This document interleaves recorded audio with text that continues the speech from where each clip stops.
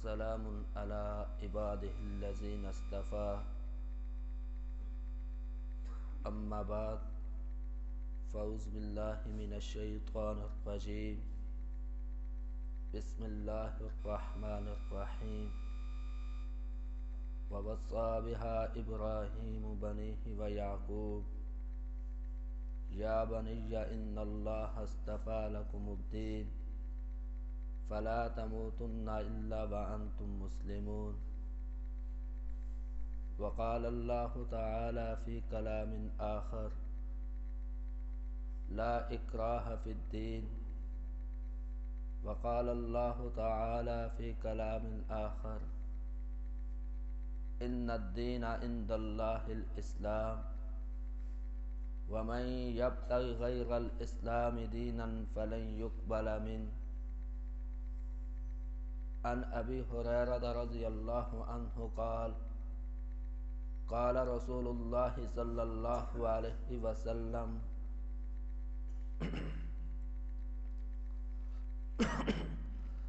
بدأ الإسلام غريبا وسيعود كما بدأ طوبى للغرباء أو كما قال عليه الصلاة والسلام وقال النبي صلى الله عليه وسلم الدين النصيحة أو كما قال عليه الصلاة والسلام صدق الله العظيم وصدق رسوله النبي الكريم اللهم صل على محمد عبدك ورسولك وصل على المؤمنين والمؤمنات وبارك على محمد وعلى آلہ وأصحابہ اجمعین۔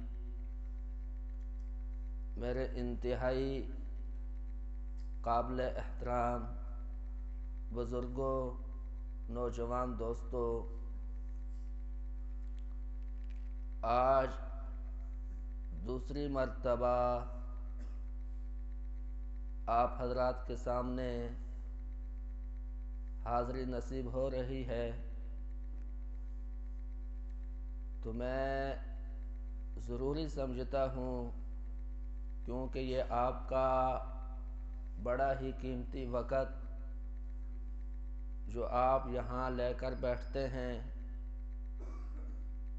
ہم سب کے استاد حضرت مفتی صاحب دامت برکاتہم کی بڑی محنت ہے کہ انہوں نے یہ ماحول بنایا ہوا ہے، اور یہ ان کی اعلیٰ ظرفی ہے کہ وہ ہم جیسوں کو بھی اس شرف سے نوازتے ہیں۔ یقیناً ہم اس کے لائق نہیں ہیں، کیونکہ جو بڑے لوگ ہوتے ہیں ان کی ایک بڑی سوچ اور فکر ہوتی ہے کہ آج نہیں تو کل یہ ہمارے اکابرین کا ایک طرز بھی رہا کہ وہ افراد سازی کرتے ہیں، افراد سازی کرتے ہیں۔ افراد سازی سے یہ مراد کہ آئندہ کام کے لیے لوگوں کو تیار کرتے ہیں کہ کل یا کبھی کسی جگہ پر ہم نہ ہوں تو کچھ ایسے ساتھی تیار ہو جائیں جو اس جگہ کو پر کر سکیں۔ یہ ہمارے اکابرین کا ایک طرز رہا، اسی اکابرین کے تسلسل کو، اکابرین کے طریقے کو مفتی صاحب زندہ رکھتے ہوئے، قائم رکھتے ہوئے ہم جیسے طالب علموں کو بھی موقع دیتے ہیں تاکہ یہ آئندہ کے لیے تیار ہو جائے۔ تو میں نے آپ حضرات کے سامنے جو پچھلا درس دیا اس میں ایک تو سنت کی اہمیت، سنت کو زندہ کرنے کے اوپر جو انعام ملتا ہے کہ آپ صلی اللہ علیہ وسلم نے فرمایا جس نے میری سنت کو زندہ کیا وہ میرے ساتھ محبت کرنے والا، اور جو میرے ساتھ محبت کرنے والا ہوگا وہ جنت میں میرے ساتھ ہوگا۔ تو ایک اس حوالے سے بات تاکہ پوری ہو جائے، چھوٹی سی بات ہم ذہن میں رکھ لیں۔ سنت کی تعریف کے لیے عام فہم ویسے تو علماء کرام نے بہت زیادہ تعریف کی ہے کہ سنت وہ آفاقی ہے، سنت آفاقی ہے۔ سنت کا متضاد آتا ہے بدعت، الٹ ہے بدعت۔ بدعت علاقائی ہے، سنت آفاقی ہے۔ جو رحمت عالم مقصود کائنات صلی اللہ علیہ وسلم کی سنت ہے، آپ اور میں اس کو لے کر پوری دنیا کا طواف کریں۔ جو سنت آپ صلی اللہ علیہ وسلم کی عرب میں، وہی سنت عجم میں، جو سنت عجم میں وہی سنت عرب میں، جو سنت پاکستان میں وہی سنت ہندوستان میں۔ سنت کا تعلق الفاظ کے ساتھ ہو تب بھی الفاظ ایک ہوں گے، سنت کا تعلق عمل کے ساتھ ہو تو اس کا عمل طریقہ کار بھی ایک ہوگا۔ بدعت علاقائی، بدعت ہر علاقے کا اپنا ایک طریقہ ہوتا ہے۔ جب اس طریقے کو، طرز کو دین کا نام دے دیا جائے، یا اس طرز و طریقے کو یا اپنی خواہش کو جناب رسول اللہ صلی اللہ علیہ وسلم کی طرف اس کی نسبت کی جائے تو وہ بدعت ہوتی ہے۔ مثلا آپ صلی اللہ علیہ وسلم کی سنت داڑھی مبارکہ والی، اور یہ سنت ایسی ہے کہ تمام انبیاء علیہ السلام بارش تھے۔ اور اب جو آپ صلی اللہ علیہ وسلم کی سنت جہاں کہیں بھی آپ جا کر پڑھیں گے تو آپ کو یہی ملے گا، بارش مٹھی بھر، یہ آپ صلی اللہ علیہ وسلم کی سنت۔ اس کے برعکس آتا ہے بدعت۔ اب اس کے بارے میں ہمیں مختلف باتیں ملیں گی، اور پھر مزے کی بات، اہل بدعت کا اس بدعت کے اوپر بھی اتفاق نہیں، ہر ایک کی اپنی مختلف بات ہوگی۔ مثلا ایک مثال عرض کی کہ آپ صلی اللہ علیہ وسلم کی داڑھی مبارکہ یہ سنت مٹھی بھر، اب اس کے برعکس بدعت آتی ہے تو اس کے مختلف قول ملیں گے کہ یہ اس طرح ہونی چاہیے، یہاں سے اتنی ہونی چاہیے، 40 قدم سے نظر آ جائے تو وہ بھی سنت۔ اس طرح کے مختلف قول ملیں گے۔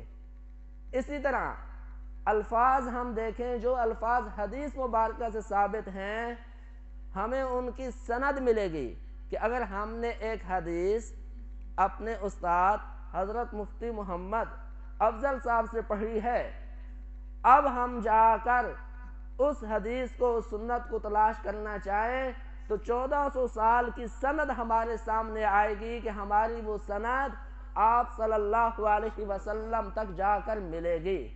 الفاظ بھی ملیں گے، طریقہ کار بھی ملے گا۔ آج بھی ہمارے اس پنجاب کی سب سے بڑی درسگاہ جامعہ اشرفیہ لاہور، وہاں بخاری شریف کی تکمیل تھی، تو جہاں حضرت مفتی صاحب بھی تشریف لے کر گئے ہوئے ہیں، تو وہاں پر آج 700 ساڑھے 700 طالب علموں نے دورہ حدیث شریف کیا، ان کی دستار بندی ہوئی۔ ان میں سے ہر ایک کو اپنے استاد صاحب کی طرف سے ایک سند بھی ملی کہ آپ کہہ سکتے ہیں یہ حدیث میں نے فلاں استاد سے پڑھی، میرے استاد نے فلاں استاد سے، اس طرح پوری 1400 سال تک سند بیان کر کے ایک سنت کو بیان کیا جا سکتا ہے۔ اور بدعت کی تاریخ ہمیں نہیں ملے گی، بدعت کی تاریخ ملے گی، ایک ظالم اور جابر بادشاہ تھا، اس نے اپنے ظلم اور جبریت کو چھپانے کے لیے ایک طریقہ ایجاد کیا۔ یہ طریقہ 4 صدی میں، 4 صدی میں شروع ہوا، 5ویں صدی میں شروع ہوا۔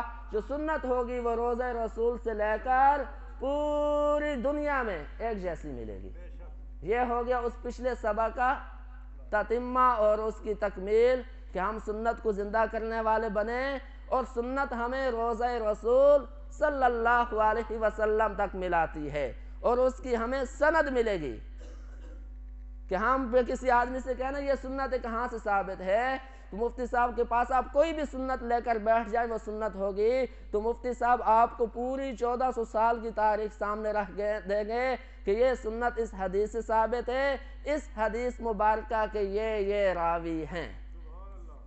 اور دوسرا، میں نے آپ حضرات کے سامنے حدیث مبارکہ حضرت امام مہدی علیہ رضوان کے بارے میں پڑھی تھی کہ آپ صلی اللہ علیہ وسلم نے فرمایا امام مہدی علیہ رضوان میرے خاندان میں سے ہوگا اور حضرت فاطمہ کی اولاد سے ہوگا۔ آپ صلی اللہ علیہ وسلم نے ان کی تمام علامات بھی بتائی جو پچھلے درس میں نے عرض کی کہ آپ صلی اللہ علیہ وسلم نے فرمایا امام مہدی علیہ رضوان کا نام میرے نام کے اوپر ہوگا۔ آج اس کا بھی تاکہ تکمیل ہو جائے، جب آپ صلی اللہ علیہ وسلم نے، اور یہ بات بھی عرض کی تھی، اس کے اوپر ابھی ایک مثال بیان کرتا ہوں کہ آپ صلی اللہ علیہ وسلم کی تمام باتیں من و عن ثابت ہو رہی ہیں۔ ابھی درس شروع ہونے سے پہلے ہم تعلیم میں بیٹھے، تعلیم میں نماز کے بارے میں ایک حدیث پڑھی گئی۔ آپ صلی اللہ علیہ وسلم نے فرمایا کہ میرا دل کرتا ہے جو لوگ اپنے گھروں میں نماز جماعت کے علاوہ ادا کرتے ہیں کہ ایک نوجوانوں کی جماعت کو ساتھ لوں، ان کے گھروں میں جا کر آگ لگا دوں۔ میں ایسا نہیں کرتا کیونکہ گھر میں بچے ہیں، عورتیں ہیں۔ آپ صلی اللہ علیہ وسلم نے کیا فرمایا؟ میرا دل کرتا ہے جو لوگ نماز با جماعت ادا نہیں کرتے ان کے گھروں میں آگ لگا دوں۔ آج میں اور آپ ہر ایک ہم میں سے ذمہ دار آدمی بیٹھا ہے، آج ہمارے گھروں میں آگ لگی ہوئی ہے کہ نہیں؟ سب کچھ ہونے کے باوجود گرمی ہے تو گرمی کا تمام سامان ہمارے پاس، اے سی لگا ہوا، ساری سہولیات، اس کے باوجود بے چینی ہے۔ چیز سمجھ نہیں آ رہی، سمجھ نہیں آ رہی کیا مسئلہ ہے؟ سب کچھ ہے مگر نیند نہیں آتی۔ کتنے لوگ ہیں؟ یہ آپ صلی اللہ علیہ وسلم کی اس حدیث مبارکہ کے اوپر ہم نظر رکھیں کہ آپ صلی اللہ علیہ وسلم نے فرمایا کہ میرا دل کرتا ہے۔ آج ہمارے گھروں میں بے دینی کی وجہ سے آگ لگی ہوئی ہے۔ اسی طرح آپ صلی اللہ علیہ وسلم نے امام مہدی علیہ رضوان کی تمام علامتیں بیان فرمائی کہ ان کا نام میرے نام کے اوپر محمد ہوگا، ان کے والد کا نام عبداللہ ہوگا، ان کی والدہ کا نام آمنہ ہوگا۔ یہ پچھلے درس میں نے عرض کیا تھا۔ اب بہت سارے لوگ آئے، جس طرح آپ صلی اللہ علیہ وسلم کا فرمان مبارکہ ہے کہ ان قریب فتنے اس طرح آئیں گے جس طرح تسبیح ٹوٹ جاتی ہے تو اس کے دانے گرتے ہیں۔ ان میں سے بڑا فتنہ ایک ارتداد کا بھی ہے، لوگوں کا اسلام سے پھر جانا، اس کو کہتے ہیں ارتداد، مرتد ہو جانا۔ انہی فتنوں میں سے ایک فتنہ مرزا قادیانی کا بھی۔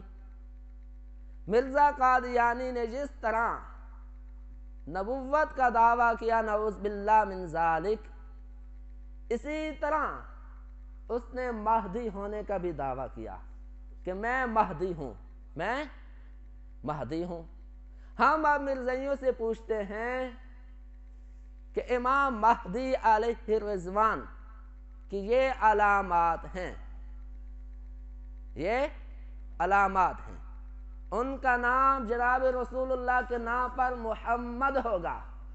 مرزا قادیانی کا نام غلام احمد، مرزا قادیانی کا نام غلام احمد۔ امام مہدی علیہ رضوان کے والد ماجد کا نام عبداللہ ہوگا، مرزا قادیانی کے والد کا نام غلام مرتضیٰ، غلام مرتضیٰ۔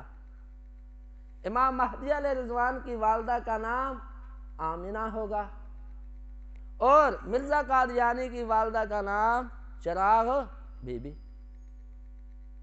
تو اب یہاں پر پھر ہم کہتے ہیں کہ جب امام مہدی علیہ رضوان تشریف لے آئیں گے اس وقت تو پوری دنیا میں امن ہوگا۔ اور قادیانیوں، تمہارے مرزے کے ہوتے ہوئے تمہارے گھروں میں امن نہیں تھا، چلو باقی دنیا کو تو رہنے دو نا۔ مرزا قادیانی کو مرزائی اور قادیانی جو مانتے ہیں مہدی، تو جب وہ مرزا قادیانی تھا تو تمہارے مرزاؤں میں تو اس وقت بھی امن نہیں تھا۔ امام مہدی علیہ الرحمن کے دور میں مال کی اتنی بہتات ہو جائے گی کہ زکوٰۃ لینے والا کوئی نہیں ملے گا۔ جو تمہارا مہدی مرزا قادیانی مہدی ہونے کا دعویٰ کرنے والا، یہ تو خود لوگوں سے چندہ لیتا تھا اور جھوٹ بول کر چندہ لیتا تھا، میں نے کتابیں لکھنی ہیں، اتنی کتابیں لکھوں گا تو تم مجھے پیسے دو۔ یعنی کہ مہدی ہونے کا دعویٰ تو تاکہ علامات بیان فرمائی تھی، تو مرزا قادیانی نے جس طرح نبوت کا دعویٰ کیا، اسی طرح مرزا قادیانی نے مہدی ہونے کا بھی دعویٰ کیا، اور اسی طرح مرزا قادیانی نے، ہمارا عقیدہ اور ایمان ہے کہ حضرت عیسیٰ علیہ السلام آسمانوں پر زندہ موجود قرب قیامت تشریف لائیں گے۔ اسی طرح مرزا قادیانی نے یہ بھی دعویٰ کیا کہ میں مسیح ہوں، نعوذ باللہ من ذالک۔ اور حضرت عیسیٰ علیہ السلام کے بارے میں ایسی کہانی اس نے بنائی کہ وہ وہاں سے یہودیوں سے بھاگے، پھر وہاں نکلے، کشمیر کے اندر ایک محلہ خانہ یار ہے، وہاں ایک سری نگر کا علاقہ ہے، وہاں ان کی قبر ہے، تو میں ان کی مثل آ گیا ہوں۔ تو آج جو میں نے آپ حضرات کے سامنے آیات مبارکہ تلاوت کی اور رحمت اعلیٰ مقصود کائنات صلی اللہ علیہ وسلم کے 2 حدیث مبارکہ کی تلاوت کی، ان کا ترجمہ اور تشریح کرتا ہوں۔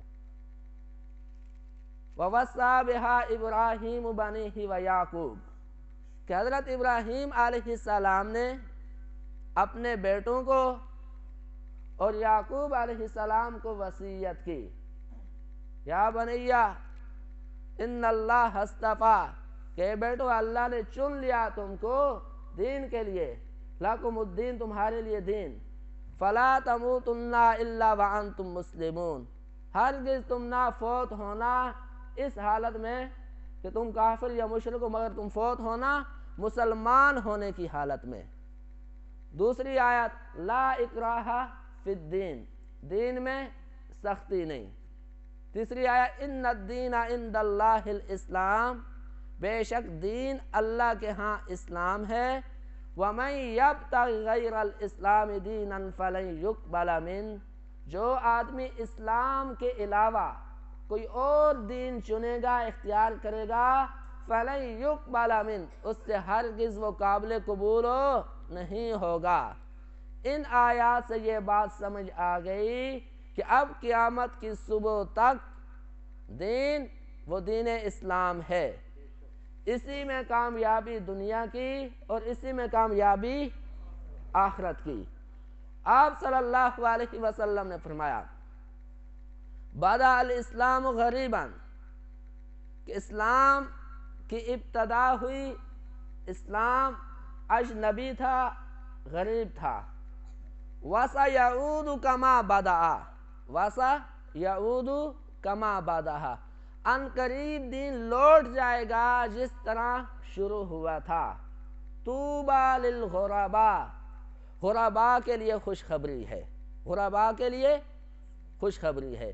اس حدیث مبارکہ کو روایت کیا حضرت ابو ہریرہ رضی اللہ عنہ نے، مسلم شریف کی حدیث ہے کہ آپ صلی اللہ علیہ وسلم نے فرمایا بدأ الاسلام، الفاظ بھی دہرا رہے ہیں، بدأ الاسلام غریبا وسیعود کما بدأ طوبیٰ للغرباء کہ اسلام کی اسلام ابتدا میں اجنبی تھا، غریب تھا، وَسَيَعُودُ اور ان قریب لوٹ جائے گا کما بَدَأَ جیسے شروع ہوا۔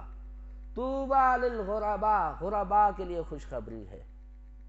آپ صلی اللہ علیہ وسلم جب دعوت لے کر نکلے تو سبھی کے لیے اجنبیت تھی، یہ کہاں سے نیا دن، کہاں سے نئی شریعت آ گئی۔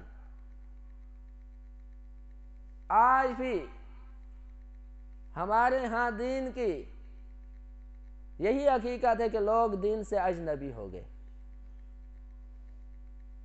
آج ہمارے دین کی حقانیت، دین کی عظمت، دین کے احکام، ان کی کیا ویلیو ہے کہ اکثر و بیشتر کو ہم میں سے اصول دین کا بھی نہیں پتہ ہوتا کہ میرا کیا عقیدہ ہے، میرا کیا ایمان ہے۔ آج وہی حالت، اسی طرف ہم جا رہے ہیں۔ اور آپ صلی اللہ علیہ وسلم نے طوبیٰ للغرباء غرباء کے لیے خوشخبری ہے کہ دین کے پہلے بھی صحابہ اکرام، اس حدیث کے راوی حضرت ابو ہریرہ رضی اللہ عنہ، ان کی حالت ہم سنتے رہتے ہیں کہ حضرت ابو ہریرہ رضی اللہ عنہ کہ یہ حالت تھی، بھوک کی وجہ سے کمزوری ہوگی، کمزوری کی وجہ سے اکثر ان کے اوپر غشی طاری ہو جاتی اور لوگ ان کی گردن کے اوپر پاؤں رکھتے کہ شاید اس کو مرگی کا مرض ہے، حالانکہ مجھے بھوک ہوتی تھی۔ اور سب سے زیادہ روایات کس سے ملتی ہیں؟ عن ابی ہریرہ رضی اللہ عنہ قال۔ تو ہمیشہ اس بات کو بھی ہم سمجھیں، دین کو پڑھنے والے، دین کو پڑھانے والے اکثریت غرباء ہوتے ہیں، مگر دین کی یہ برکت ہے، دین غرباء اجنبی جس کا کوئی تعارف نہیں ہوتا علاقے میں، کوئی بیک گراؤنڈ، کوئی خاندانی پس منظر نہیں ہوتا، دین کے ساتھ لگتا ہے تو دین چمکا دیتا ہے، پورے علاقے میں نمایاں کر دیتے یہ فلاں مفتی صاحب ہیں، یہ قاری صاحب ہیں۔ حضرت عمر فاروق رضی اللہ عنہ کا واقعہ کہ جب مجھے فتوحات ہوئی ان کو اور خلیفہ بنے اور اتنی بڑی سلطنت کے بادشاہ بنے، تو اپنے بارے میں کہتا ہے خطاب کے بیٹے، آج امت کا تو قائد و رہنما بن گیا، امت کی امامت تیرے پاس ہے، تیری حالت تو یہ تھی، تیرا باپ خطاب تجھے اونٹوں کے لیے چلانے بھیجتا، تجھ سے اونٹ نہیں چلائے جاتے تھے، اونٹ بھوکے آتے تھے، خطاب تجھے مارتا تھا، آج امت کے امام بن گئے۔ تو ہمارا دین ہمیں عزت دیتا ہے، دین عزت دیتا ہے، اور آج ہم اس دین سے اجنبی ہیں، جس دین نے ہمیں اتنی رفعت دی، اتنی بلندی دی، آج ہم اس دین سے اجنبی ہیں، اور ہمیں کچھ نہیں پتا کہ دین ہمارے عقائد کیا ہے۔ انما الاعمال بالنیات، اعمال کا دار و مدار نیتوں پر ہے، اور اس کے بارے میں علماء نے لکھا ہے کہ اعمال کا دار و مدار عقائد پر ہے، عقائد پر ہے، اس لیے عقیدے کی بڑی اہمیت ہے، عقیدے کی بڑی اہمیت ہے۔ آپ صلی اللہ علیہ وسلم نے جس حدیث مبارکہ میں بنی الاسلام علی خمس شہادت اللہ الہ الا اللہ وان محمد عبدہ ورسولہ واقام الصلاۃ وایتاء الزکاۃ وحج البیت وصوم رمضان، اس حدیث مبارکہ جو پہلا ہے کہ اسلام کی بنیاد 5 چیزوں پر ہے۔ نمبر 1، اس بات کی گواہی دینا اللہ کے علاوہ کوئی معبود نہیں، محمد صلی اللہ علیہ وسلم اللہ کے بندے اور اس کے رسول ہیں، یہ ہمارا بنیادی عقیدہ اور ایمان ہے۔ اور یہ اصول دین میں سے ہے، اور اس کی اتنی اہمیت ہے کہ میں ایک مثال سے عرض کرتا ہوں، شاید میرے لیے بات سمجھانا آسان ہو، آپ کے لیے سمجھنا آسان ہو، کہ عقائد کی عقیدہ صحیح ہو تو اس کی کتنی اہمیت ہے۔ عقیدہ صحیح ہو، عمل کم ہو، کام چل جائے گا۔ عقیدہ صحیح نہیں، عمل پوری زندگی کا کام نہیں چلے گا، کام نہیں چلے گا۔ کہ جس طرح عقیدے کی مثال بنیاد کے طور پر ہے، جس طرح کوئی ہم عمارت بناتے تو اس کی بنیاد ہے، اب بنیاد مضبوط، اوپر بلڈنگ مضبوط، اگر بنیاد بھی نہیں تو بلڈنگ نہیں بنے گی۔ اب دیوار ہو نہ ہو تو ہم پلستر کر سکتے ہیں، سیمنٹ ہمارے پاس موجود، ریت ہمارے پاس موجود، مسالہ ہم نے اچھی کوالٹی کا بنا لیا، ہم نے اچھی کوالٹی کا بنا لیا، ایک 3 کا بنا لیا ہے، مگر دیوار نہ ہو تو مسالہ کام آ سکتا ہے؟ ہم کہ نہیں مستری صاحب صرف دیوار نہیں ہے نا، صرف دیوار نہیں، آپ کے پاس مسالہ موجود، آپ کے پاس گاز موجود، کرنڈی موجود، آپ مسالہ لگائیں نا، وہ مسالہ کہاں جائے گا؟ نیچے گرے گا۔ اگر دیوار موجود ہو تو اس کے اوپر مسالہ لگ سکتا ہے، دیوار موجود اس کے اوپر ہم ٹائل لگانا چاہیں لگ سکتی ہے۔ اگر دیوار ہی نہ ہو تو ہم چاہے جتنی قیمتی سے قیمتی ٹائل لگائیں وہ ٹھہرے گی، ہم جتنا قیمتی اس کے اوپر کام کرنا چاہیں وہ نہیں ہوگا، کیونکہ پیچھے بنیاد نہیں، دیوار نہیں۔ اس لیے عقیدے کا صحیح ہونا یہ بڑا ہی ضروری ہے۔ ایک آدمی ساری زندگی بیت اللہ میں رہے مگر وہ آپ صلی اللہ علیہ وسلم کو اللہ کا آخری نبی نہ مانے تو اس کو بیت اللہ میں رہنا کام آئے گا؟ ایک آدمی بیت اللہ میں رہے مگر اللہ کی ذات کے ساتھ بھی شرک کرے، کیا اس کو یہ بیت اللہ میں رہنا کام آ جائے گا؟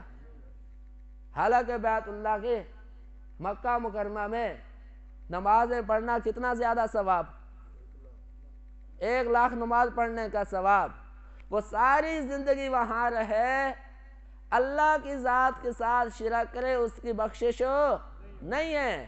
کیوں نہیں؟ قرآن مجید کا فیصلہ ہے، ان اللہ لا یغفر ان یشرک، کہ اس آدمی کی بخشش نہیں جس نے ذرا برابر بھی میرے ساتھ شرک کیا۔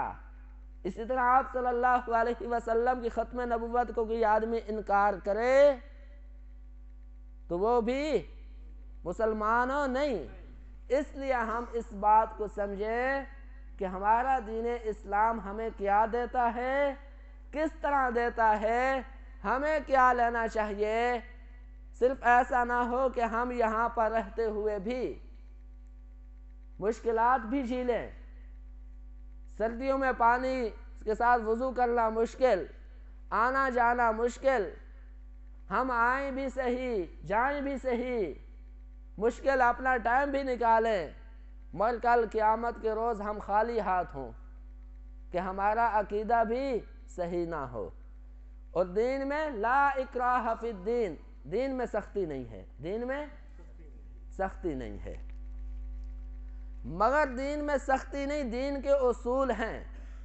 مثال عرض کرتا ہوں، جس طرح ہم میں سے کسی آدمی کے اوپر سختی نہیں کہ آپ پولیس اور فوج میں بھرتی ہوں، کسی کے اوپر سختی ہے، مگر جو آدمی کسی محکمے کا ملازم ہو جاتا ہے اس کے قانون کو اپنے اوپر لاگو کرنا، اس کے وقت کی پابندی کرنا، یونیفارم پہننا اس کے لیے ضروری ہے۔ اس لیے لا اکراہ فی الدین، دین میں آنے کے لیے جبر نہیں کہ آپ زبردستی کوئی آدمی مسلمان ہو جب ہم کیا جائے، کیونکہ ایک یہ بھی مستشرقین کی طرف سے سوال ہوتا ہے کہ دین تلوار کے زور سے پھیلا ہے، دین تلوار کے زور سے پھیلا ہے۔ اس لیے دین میں سختی نہیں ہے، مگر جو آدمی دین اسلام کو فالو کرتا ہے تو اسلام ایسا کوئی بے غلام نہیں، اسلام کے بھی اپنے قانون اور اصول ہیں۔ اور اسلام میں یہ بھی ہے کہ اللہ تعالیٰ نے فرمایا لا یکلف اللہ نفسا الا وسعہا، کہ اللہ نے کسی نفس کو بھی اس کی طاقت سے زیادہ اس کے اوپر بوجھ نہیں ڈالا۔ جب انسان شریعت کے ساتھ مذاق بناتا ہے، شریعت کو تماشا بناتا ہے، کبھی ادھر چلا جائے کبھی ادھر چلا جائے، تو پھر شریعت اس کو پکڑتی ہے، اس کی رسی کو کھینچتی ہے۔ اس لیے آج کی جو میں بات عرض کر رہا ہوں، ہم اس بات کو سمجھیں کہ اللہ نے ہمیں کتنی پیاری شریعت دی، کتنا پیارا مذہب دیا، اور آج ہمیں اس مذہب کی بنیادی تعلیمات کا علم نہیں کہ ہمارا عقیدہ کیا ہے۔ ہم کہاں، جہاں پر اسلام ہمیں تکمیل دین بھی بتاتا ہے کہ تکمیل ایمان کیا ہے، آپ صلی اللہ علیہ وسلم نے فرمایا جب تمہاری یہ کیفیت ہو جائے اس وقت تمہارا ایمان کامل ہوگا۔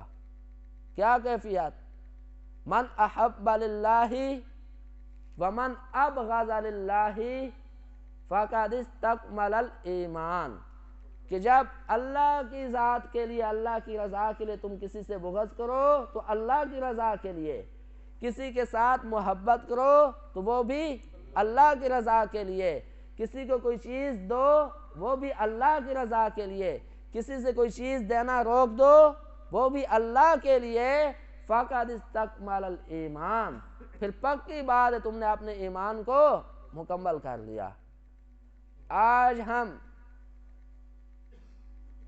دین کے لیے، اسلام کے لیے تو بائیکاٹ نہیں کر سکتے، ذاتیات کے لیے ہم میں سے ہر ایک بائیکاٹ کرتا ہے۔ کوئی کہتا ہے کہ میرا بھائی ہے، میں اس کے ساتھ نہیں بولتا، اس کے ساتھ میرا مرنا پلنا ختم۔ یہ کوئی نئی بات نہیں ہے، اس میں ہم سب مبتلا ہیں، یہ بہت بڑی خرابی ہے، یہ بہت بڑی خرابی ہے۔ آپ صلی اللہ علیہ وسلم کا فرمان ہے لا يدخل الجنت قاطع، قطع تعلقی کرنے والا جنت میں داخل نہیں ہوگا۔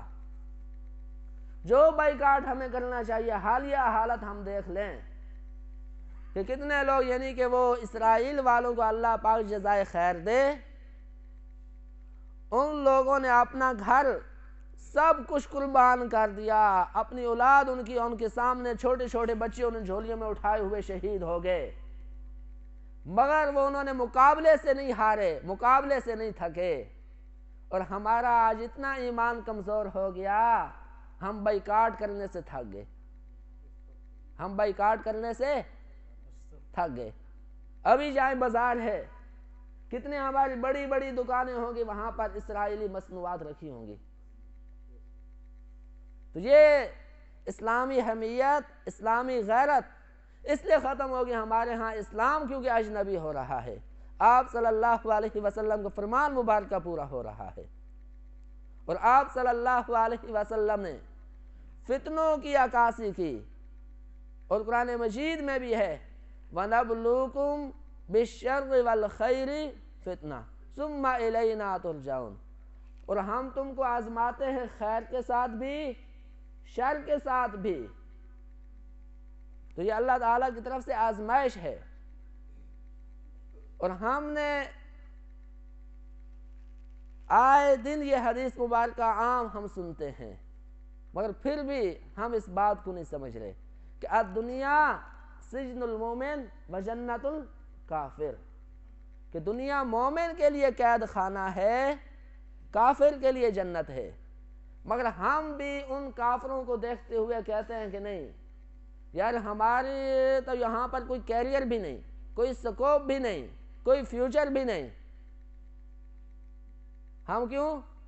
جن کے لیے پاک نبی صلی اللہ علیہ وسلم نے فرمایا یہ دنیا جنت ہے، ہم نے اپنا آئیڈیال ان کو بنایا ہوا ہے کہ وہ دیکھو یار وہاں پر یہ ہے، ہمارے پاس تو کچھ نہیں۔ ہم یہ نہیں سمجھتے کہ ہمارے پاس دین اسلام کی اتنی بڑی طاقت ہے، دین اسلام کی ہمارے پاس اتنی بڑی دولت ہے کہ ہم مسلمان ہیں، یہ دنیا ہمارے لیے قید خانہ ہے، وہ کافر ہیں اسلام کی دولت سے محروم ہیں، ان کے لیے سبھی کچھ یہاں پر ہے، ان کے لیے سبھی کچھ یہاں پر ہے، مگر مادیت ہمارے اوپر اتنی غالب آ گئی کہ ہمیں یورپ کے علاوہ ابھی کچھ اور نظر بھی نہیں آ رہا، اور صرف یہ ایک ہمیں اینک لگی ہوئی ہے، اینک لگی ہوئی ہے، جس آدمی کو جتنے نمبر کی اینک لگی، جس کلر کی اینک اس نے پہنی ہوئی ہے، اس کو ساری دنیا وہی نظر آ رہی ہے۔ جس نے کالے شیشوں والی اینک پہنی ہوئی ہے تو اسے سارا کالا کالا نظر آ رہا ہے، جس نے نیلے شیشوں والی پہنی اس کو سارا نیلا نظر آ رہا ہے۔ جب یہ اینک اترے گی پھر اصلی چہرہ سامنے آئے گا۔ آج ہمارے اوپر مادیت اتنی غالب آ گئی، یہ دنیا اتنی غالب آ گئی تو ہمیں سبھی کچھ وہی نظر آتا ہے، ہمیں وہی کامیاب نظر آتے ہیں۔ حالانکہ آپ صلی اللہ علیہ وسلم حضرت خباب رضی اللہ عنہ تشریف لے آئے، اسلام کے لیے بڑی مشقت جھیلی۔ آپ صلی اللہ علیہ وسلم سے عرض کی، یا رسول اللہ آپ ان کافروں کے لیے بد دعا کیوں نہیں کرتے جو ہمیں اتنی تکلیف دیتے ہیں؟ آپ صلی اللہ علیہ وسلم نے فرمایا، آپ سے پہلے لوگوں کے اوپر، زندہ کے اوپر لوہے کی کنگریوں کے ساتھ ان کے جسم کے اوپر ماز چھین لیا گیا۔ اس طرح آپ نے اور مثالیں دی۔ ایک اور حدیث مبارکہ، میں یہ چھوٹی چھوٹی باتیں عرض کر رہا ہوں۔ ایک صحابی رسول صلی اللہ علیہ وسلم تشریف لائے، فرمایا یا رسول اللہ مجھے آپ سے محبت ہے۔ آپ نے فرمایا کیا کہا؟ دوبارہ کہو۔ میں نے کہا یا رسول اللہ مجھے آپ سے محبت ہے۔ آپ صلی اللہ علیہ وسلم نے فرمایا پھر اپنی پیٹھ کو تیار کر لے، کس لو، تمہارے اوپر آزمائشیں آئیں گی، تمہارے اوپر آزمائشیں آئیں گی۔ آج تھوڑے سے ہمیں ادھر سے لالچ ملے تو ہم ادھر چلے جاتے ہیں، ادھر سے ملے تو ہم ادھر چلے جاتے ہیں۔ الف لام میم احسب الناس ان یترکوا ان یقولوا آمنا وهم لا یفتنون، کیا گمان کر دو کہ تم چھوڑ جاؤ گے، تمہارے اوپر وہی آزمائش نہیں آئے گی، تم کہو کہ ہم ایمان لائے۔ اس لیے ہم اپنے اسلام کو سمجھیں، اسلام کے اصول کو سمجھیں اور اس بات کے اوپر فخر کیا کریں۔ آپ صلی اللہ علیہ وسلم کے پاس ایک صحابی رسول آئے کہ یا رسول اللہ مجھے کوئی ایسی نہ وصیت کریں، نصیحت فرمائیں، آپ کے بعد مجھے کسی سے سوال نہ کرنا پڑے۔ آپ صلی اللہ علیہ وسلم نے فرمایا قل آمنت باللہ ثم استقم، کہ آپ کہو میں ایمان لایا اللہ پر، پھر اس کے اوپر قائم رہو، استقامت اختیار کرو، اس کے اوپر استقامت اختیار کرو۔ آج ہم بڑے آسان لفظوں میں کہہ دیتے ہیں، بڑے آسان لفظوں میں کہہ دیتے ہیں کہ ہمارے اندر اسلام کی، عقیدے کی، کلمے کی اہمیت نہیں ہے۔ من قال لا الہ الا اللہ دخل الجنہ، کہ جس آدمی نے صدق دل سے کہہ دیا لا الہ الا اللہ دخل الجنہ۔ آج ہمارے سامنے یہ باتیں نہیں ہیں تو ہم کہتے ہیں ہم سے تو وہ کفار اچھے، وہ فلاں اچھے، نعوذ باللہ من ذالک۔ دنیاوی مفاد کے لیے نا، دنیاوی مفاد، یار کوئی آدمی آ کر ہمیں وہاں کی سٹوری سناتا ہے، ہم اس سے بڑے متاثر ہو جاتے، یار وہ تو لوگ بہت اچھے ہیں۔ میں نے اپنے ان کانوں سے قادیانی اور مرزائیوں کی تعریف سنی، نعوذ باللہ من ذالک، کہ جو آدمی ایک دفعہ جو اپنا ایمان بھی دے آتا ہے، اپنا پیسہ بھی دے کر آتا ہے چناب نگر ربوے میں، کہ ہسپتال میں علاج کروانے کے لیے چلا گیا، تو وہ کہتا ہے کہ ان کے اخلاق بڑے اچھے، ہمارے ڈاکٹر تو کوئی ہیں بھی نہیں۔ حالانکہ اس کو پتہ نہیں کہ انہوں نے تیرا ایمان بھی لوٹا، تیرا پیسہ بھی لوٹا، صرف خوشامد کر کے وہ انہوں نے، کیونکہ ان کی تربیت ہوئی ہوتی منافقین کی طرح نا کہ میٹھا بول بولنا ہے۔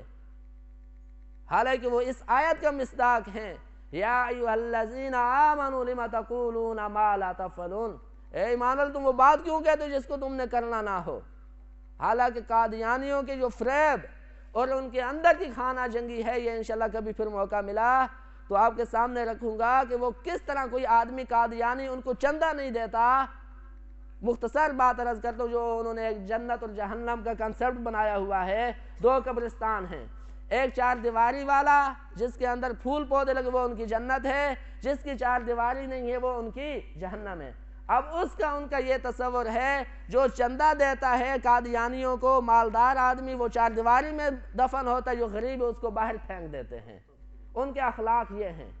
हमारा भोला भाला मुसलमान एक चाय की प्याली कोई खुश होकर पिला दे तो कहते यार इसके क्या अखलाक अच्छे हैं। और भाई उसका दीन भी अच्छा है कि नहीं, वो नबी का वफादार है या नहीं, सहाबा का वफादार है या नहीं, हम कहते उसके अखलाक अच्छे। ऐसे अखलाक को क्या करना जो नबी का नहीं, जो नबी के सहाबा का नहीं। तो इसलिए इस बात को हम समझे। हम भी बड़े सादा अंदाज में कहते थे यार वो बहुत अच्छे हैं, हम मुसलमान तो कुछ नहीं। एक अदना सा मुसलमान, आप सल्लल्लाहु अलैहि वसल्लम की हदीस मुबारक का मफहूम है कि जब ये फैसला हो जाएगा, सिर्फ ईमान की अहमियत बता रहा हूँ, सिर्फ अदना सा ईमान वाला भी, जब ये फैसला हो जाएगा जन्नत वाले जन्नत में चले गए, जहन्नम वाले जहन्नम में चले गए, कुछ गुनाहगार मुसलमान भी जहन्नम में जाएंगे, अपने गुनाहों की सजा पाएंगे। इसके आखिर में अल्लाह की ज़ात ऐलान फरमाएगी कोई अदना सा आदमी जिसके ज़री बराबर भी ईमान है, ज़रा बराबर भी ईमान है, उसको ले आओ। उसको लाया जाएगा। उनका नाम भी हदीस में उनका रहमान, रहमान के आज़ाद करदा बंदे। अल्लाह ताला उसको बुलाएगा, वो जन्नत में आ जाएगा। अब उसकी पिशानी के ऊपर ये लिखा हुआ उनका रहमान, रहमान के आज़ाद करदा बंदे। वह अल्लाह से अर्ज़ करेंगे या रब्बे ज़ुल जलाल जन्नत में तो भेज दिया, अब ये लोग देखते हैं हमारे मुसलमान, तो ये तो हमारे लिए अजीब बात है, ये कहते ये जहन्नम से निकल कर आया है, वहाँ पर एक नहर है उसमें नहाएंगे तो वो निशान भी मिट जाएगा। ये अदना सा ईमान की। इसलिए हम इस्लाम की अहमियत को समझें, अपने मुसलमान होने की अहमियत को समझें। ये दुनिया 4 दिन की है, इसके बाद नहीं होनी, इसके बाद नहीं होनी। हम समझते यही सभी कुछ है। और किसी की दुनियादारी को देखकर भी ये न समझे कि ये मैं दीन के ऊपर चलता हूँ, मेरे लिए इसके लिए सख्ती आ रही, फलां आदमी तो बड़ा आज़ाद है, उसके तो बड़े मज़े लगे हुए हैं। एक वाक़या अर्ज़ करता हूँ। बादशाह वक़्त पहले के, वो सिर्फ वक़्त के बादशाह भी नहीं होते थे, वो अल्लाह वाले भी होते थे। एक बादशाह वक़्त अल्लाह वाले थे, उनको ख्वाब आया कि फलां आदमी ने जिना जैसा बड़ा जुर्म किया, आपने सुबह बुलाकर उसको अपना मुशीर बनाना है। आपने सुबह बुलाकर उसे अपना मुशीर बनाना है। अल्लाह वालों का एक अपना होती है। तो उस अल्लाह वाले ने अल्लाह ताला से अर्ज़ो नियाज़ की, बहुत ज़्यादा दुआएं मांगी, या अल्लाह तेरा हुक्म है, तेरी तरफ से इल्हाम हुआ। तो उसके बाद उन दुआएं मांगी कि या रब्बे ज़ुल जलाल इसकी वजह मेरे ऊपर खोल, इसकी वजह मेरे ऊपर खोल दे।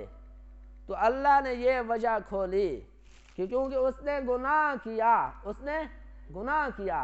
अब मेरी गैरत गवारा नहीं करती कि इस आदमी को मैं माफ़ करूं, मैं माफ़ नहीं करना चाहता। अब आपका वो मुशीर बन जाएगा, तेरा मुशीर बन जाएगा, तो वो गुनाह के ऊपर बहादुर हो जाएगा। मैं उसकी रस्सी ढीली करना चाहता हूं ताकि वो इस वजारत के नशे में आकर आगे गुनाहों में लगा जाए। उसे तौबा करने की तौफीक भी अल्लाह ताला सलब कर लेते हैं। हम समझते हैं इनके बड़े मज़े हैं, दर हकीकत अल्लाह की ज़ात ढील दे रही होती है। इसलिए हम में से जो आदमी जहां कहीं भी है, वो किसी और बात का मुहासबा करे या ना करे, अपने दीन का हम में से हर आदमी मुहासबा किया करे और इसके ऊपर अल्लाह का शुक्र अदा किया करे कि अल्लाह ने मुझे सही दीन दिया हुआ है, अल्लाह ने मुझे सही रास्ता दिया हुआ है। और इसके ऊपर हम जितना शुक्र अदा करें बहुत कम है। इसके लिए एक दुआ भी हदीस मुबारक में ہم اس کا اہتمام کیا کریں۔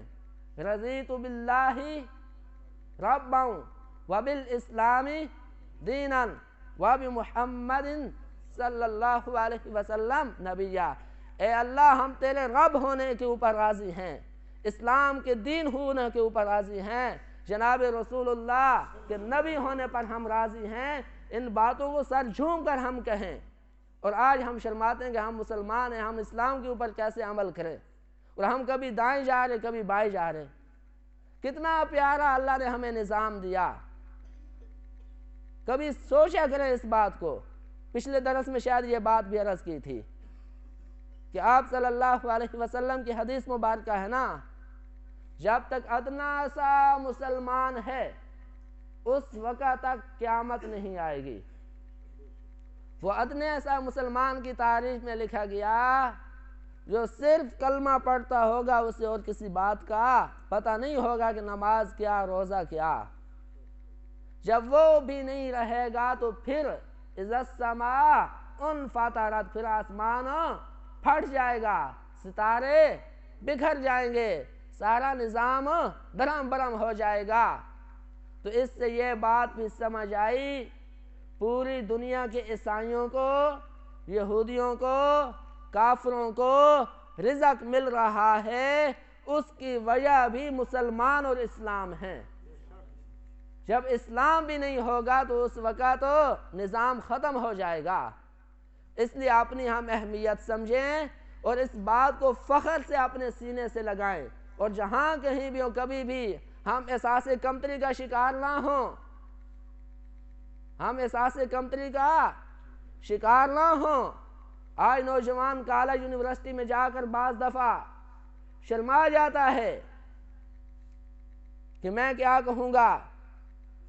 اسلام بہت سارے نوجوان ایسے بھی ملتے ہیں جو کالج یونیورسٹی میں جا کر بھی اپنا نہ چہرہ بدلتے ہیں نہ اپنا لباس بدلتے ہیں، اور اس بات کے اوپر فخر کرتے ہیں، مگر وہ ہزاروں میں سے کوئی ایک ہوتا ہے۔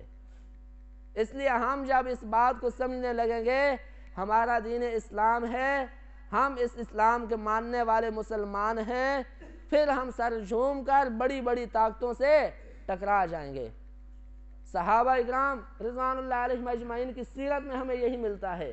صحابہ اکرام یہ جا کر نہیں بتاتے تھے کہ ہم مسلمان ہیں، ان کا عمل بتاتا تھا۔ پھر جنگلوں میں بھی گئے تو انہوں نے یہ نعرہ لگایا جنگلی درندوں کو مخاطب کر کے، اصحاب محمد، کہ ہم محمد صلی اللہ علیہ وسلم کے ساتھی ہیں، اب ہم نے یہاں رہنا ہے، تمہیں جانا ہے۔ پھر جنگلی درندوں نے بھی اپنے بچوں کو اپنے منہ میں اٹھایا، جنگل کو خالی کر دیا۔ آج ہم نے اسلام کی طاقت کو، ہر طاقت لینا چاہتے ہیں، ہر دولت سمیٹنا چاہتے ہیں، نہیں لے رہے تو اسلام کو نہیں لے رہے، نہیں لے رہے تو اسلام کی طاقت نہیں لے رہے، نہیں لے رہے تو اسلام کی دولت نہیں لے رہے۔